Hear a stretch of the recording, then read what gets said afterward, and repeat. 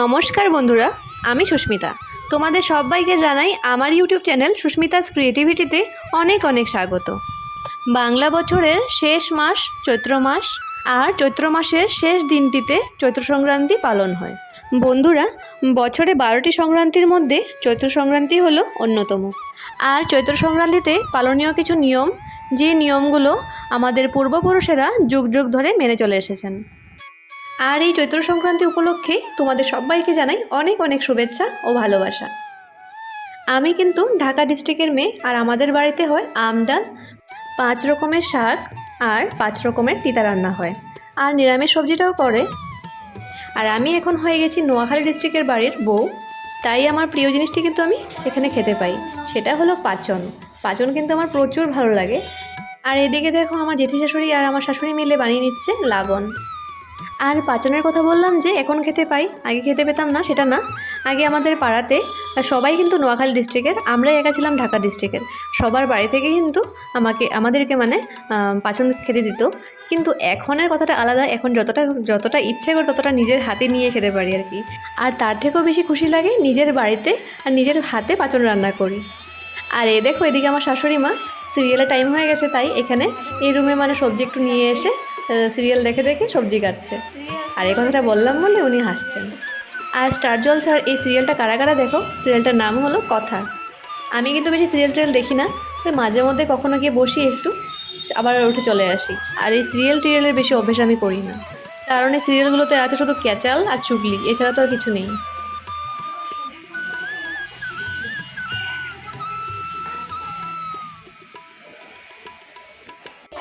আর এখন দেখো আমরা বাইরে বসে আমি আর জেঠি শাশুড়ি মিলে সবজি কেটে নিচ্ছি। এখানে অনেকটা সবজি রয়েছে, আর আমরা কিন্তু চৈত্র সংক্রান্তির আগে রাত্রে সবজিগুলো কেটে রাখছিলাম যাতে পরের দিন তাড়াহুড়ো না হয়, কারণ চৈত্র সংক্রান্তির দিন অনেক কিছু নিয়ম নীতি থাকে, তো তার জন্য সবজি কাটার এই কাজটাকে একটু গুছিয়ে রাখছিলাম।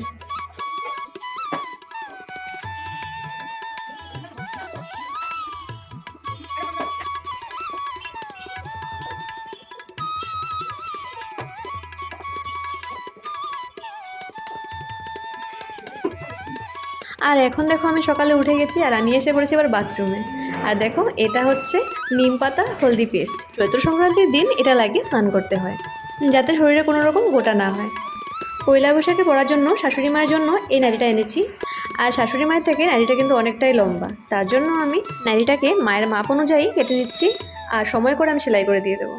তবে সকালে উঠে নিম পাতা আর হলদির পেস্টটা লেগে স্নান করেছি, তারপর সকালের ব্রেকফাস্টের খাবার দাবার বানিয়ে আমরা চলে গেছিলাম মন্দিরে। আর যেহেতু শনিবার ছিল, মন্দির থেকে এসে অনুজকে খাইয়ে দাইয়ে তখনই আমার হাতে একটু সময় ছিল, তাই আমি এটা কেটে রাখছিলাম।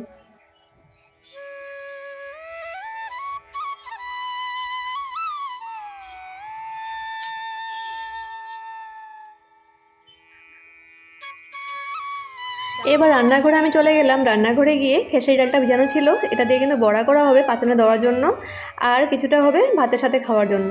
সেটা আমি পেস্ট করে রাখছিলাম, কারণ কারেন্টের কোনো আতাপাতা নেই কখন চলে যাবে, তার জন্য আমি ফটাফট করে পেস্ট করে রাখছিলাম। আর তোমরা কারা কারা মনে মনে ভাবছো যে সংক্রান্তিতে শাড়ি পরিনি, শাড়ি পরবো একটু পরে, মন্দির গেছিলাম তো তার জন্য এই কুর্তিটা পরে গেছিলাম। আর এই কাজগুলো করতে না আমি শাড়ি পরে মনে হয় আমি পেঁচিয়ে পরে যাবো, তার জন্য আমি কুর্তি পরেই কাজগুলো ফটাফট করে নিচ্ছিলাম। আর সংক্রান্তির দিন দুয়ারে দুয়ারে ফুল দেওয়া হয় কিন্তু, তবে আমি মালা গেঁথে নিচ্ছিলাম ফুলগুলোর। আর সবকটা দরজার জন্য কিন্তু আমি মালা গেঁথে রেডি করে নিয়েছিলাম। আর এখন দেখো আমি রান্নাঘরে দুয়ারের মধ্যে ফুলের মালাটা বেঁধে দিচ্ছি। আর শাশুড়ি মায়ের হাতে ফোনের ক্যামেরাটা অন করে দিয়েছি যাতে ভিডিওতে আমাকে একটু তোলে। দেখো আমার মুখটা আর আসলো না ভিডিওতে, মা বলছে তোমাকে ভিডিওতে দেখা যাচ্ছে না। মুখ দেখা যায় না, তখন দেখা যায়। আমি ওদিকে সব দুয়ারে দুয়ারে ফুলের মালাগুলো বাঁধছিলাম, আর এদিকে দেখো আমার সকালের জন্য দই চিড়ার সাথে যে নারকেল কোড়া খাওয়া হবে তার জন্য নারকেলটা কুড়িয়ে নিচ্ছিল। আর আমার শাশুড়ি মাকে ভিডিওতে নিলে কিন্তু খুব খুশি পায়, দেখো কি হাসছে। হাসি দেখো শাশুড়ি মার হাসি দেখো, ভিডিওতে আসা খুশি।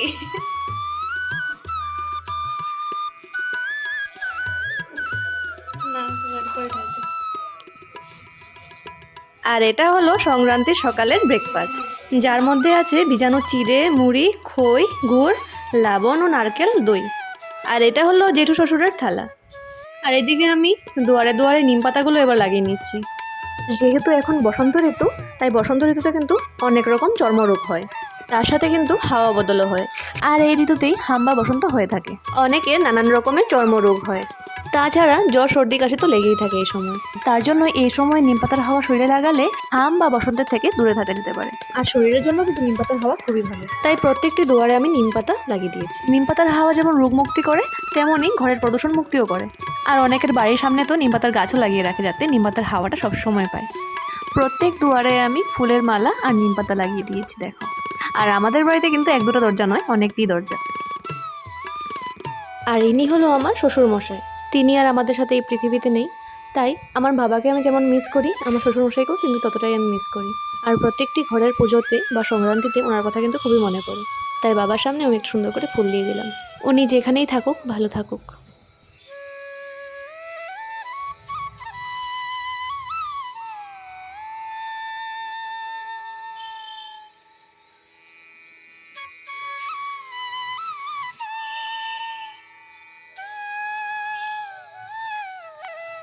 তারপর সব কাজটা সেরে এবার আমি ব্রেকফাস্টটা করে নিচ্ছি। আর এটা হলো চৈত্র সংক্রান্তির দিন নিয়ম, এটা সকালে খেতে হয়। আর আমি কিন্তু বিয়ের আগে কখনো খেতাম না। আর মা কিন্তু আমাকে অনেক বলতো, একবার খেয়ে দেখ, না খেলে বুঝবি কি করে। আর আমি নিয়ম যতটুকু ততটুকুই মুখে দিতাম, তাছাড়া আমি খেতাম না, আমার ভালো লাগতো না। আর খেতাম না বলে অনেক বকাও দিত, তবুও খেতাম না। আর বিয়ের আগে আমরা সব মেয়েরাই এরকমটাই করি, যে যতই বলুক না কেন আমরা খাবো না তো খাবোই না। তবে শ্বশুরবাড়ি এসে 2 বছরের পরে দেখো আমার খেতে ইচ্ছে করলো এটা। শ্বশুরবাড়িতে সত্যিই জাদু আছে, যেটা আমরা পারতাম না সেটা কিন্তু খুব সহজেই পেরে উঠি। আর এটা যেমন করে সবাই মেখে খেয়েছে একসাথে, তেমনভাবেই আমি সব কিছু একসাথে মেখে নিয়ে খেয়েছি। সত্যি ভালোই লেগেছে, খারাপ লাগেনি। আর এই খাবারটা শেখার কারণটা হলো, আমি যদি নিজেই না শিখি খেতে, তাহলে আমি আবার আগামীতে কিভাবে শেখাবো।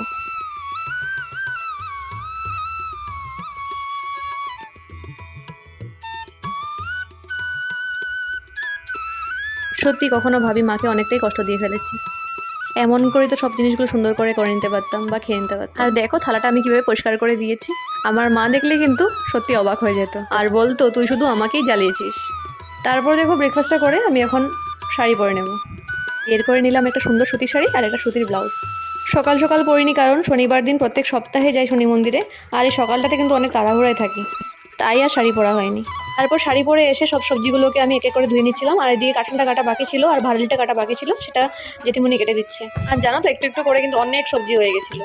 আর গেছে বারে থেকে এবার কিন্তু অনেক বেশি পাচন রান্না করেছি। আর আমি তো নতুন, আমার কিন্তু একটু একটু নার্ভাস লাগছিল, স্বাদ হবে কিনা বা ভালো হবে কিনা। আর গেছে বছর কিন্তু আমি প্রথম পাচন রান্না করেছিলাম, সেটা কিন্তু কম ছিল, কিন্তু এই বছর কিন্তু অনেকটা পাচন রান্না করেছি, সেটা কিন্তু আমার একটু ভয় লাগছিল পারবো কিনা। আর রান্নার দিকে ধ্যান ছিল বলে সেই সময়ের ভিডিওগুলো করা হয়নি। এখানে এক সসপ্যান সবজি দেখছো, আরও এক আমাদের অন্যদিকে নিরামিষ যে চুলা আছে, সেখানে কিন্তু আমি এক সসপ্যান কাঁঠাল আর ভাড়ালে এসব সিদ্ধ বসিয়ে রেখেছিলাম, আর সবজিও আরেক বড় কড়াইয়ের এক কড়াই বসিয়ে রেখেছিলাম। আর আমার জেঠি শাশুড়ি সেই নিরামিষের চুলায় কিন্তু টক বানিয়ে নিয়েছে আর বানিয়েছে শাকটা। আর দেখো আমি গ্যাস টেবিলে কিন্তু হাতাটা দিয়ে লাগতেই পারছিলাম না, তার জন্য আমি চুলাটাকে নিচে নামিয়েছি, যাতে আমি নাড়াচাড়া ভালো করে করতে পারি। আর জানি না জানো, একটু একটু করে নিয়েছি সব সবজি, তবুও এতগুলো সবজি হয়ে গেছে। আর এই কড়াইটা কিন্তু বাড়ি যতগুলো কড়াই আছে সব কড়াইগুলোর থেকে বড় কড়াই, তবু জায়গা হচ্ছিল না।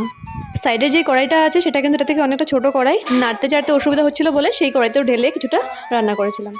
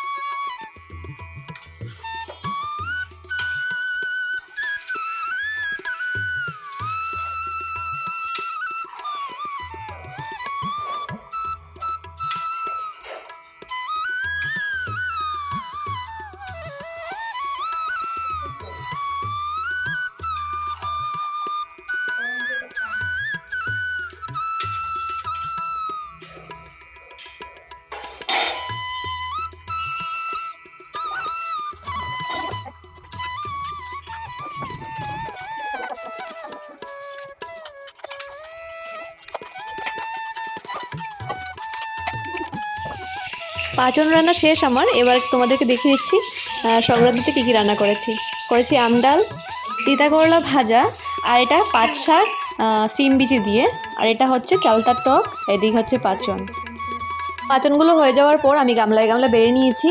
তারপর আমাদের পাশের বাড়িতে আমরা একটু পাচন দেবো, তার জন্য কিন্তু ডিবাই দেখো পাচনগুলোকে সার্ভ করে নিয়েছি। আর দেবো আমাদের একজন পিসি আছে এখানে, ওনার বাড়িতে একটু পাচন পাঠাবো বিকেল।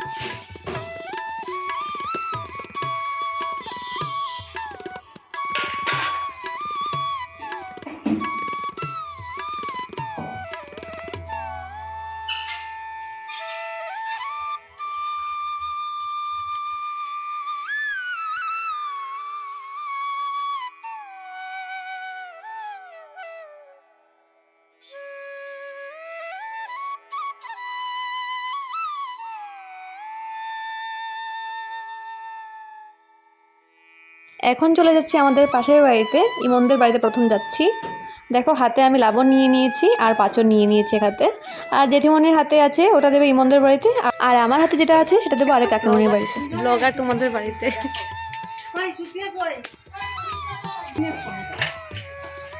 বন্ধুরা, আজকের ব্লগটি যদি তোমাদের ভালো লেগে থাকে তাহলে like, comment, share and subscribe করে দিও, আর পাশে থাকা বেল আইকনটাকে প্রেস করে দিও। এবার পাশের কাকিমনিদের বাড়িতে পাচন দিয়ে আমরা গিয়ে লাঞ্চ করে নেব। তাহলে চলো, আজকের মতো টাটা। তোমরা ভালো থেকো, সুস্থ থেকো।